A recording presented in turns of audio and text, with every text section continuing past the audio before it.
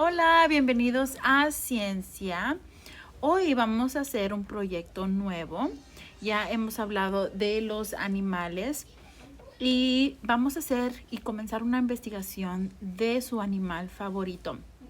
Aquí tengo unas páginas de lo que van a hacer en su proyecto. Van a comenzar con escribir su nombre y su animal. Después van a seguir las páginas de acuerdo a su investigación. Tienen hasta el final del año escolar para terminar este proyecto. Al final del proyecto tienen la opción de hacer una diorama de animal.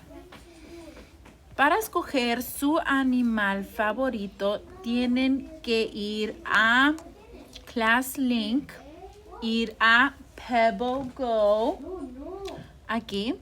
Después oprimen en animales porque estamos haciendo una investigación de animales. Aplanan a la palabra animales. Después pueden ver los diferentes tipos de animales. Por ejemplo, aquí hay diferentes aves. Desde la Rosa va a escoger pingüinos. Muchas clases de pingüinos. Voy a escoger a mi animal favorito y voy a escoger el pingüinos rey. Y aquí me dice toda la información que debo de saber de pingüinos.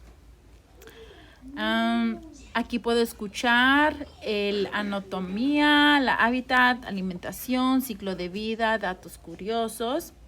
Todo esto voy a poner en mi cuaderno cuando estoy haciendo el proyecto de animal.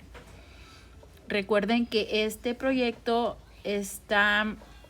lo pueden terminar hasta el final del curso escolar. Entonces, tómense su tiempo, hagan muy bien este proyecto porque es el último proyecto de ciencia. Espero ver sus proyectos muy pronto. Adiós.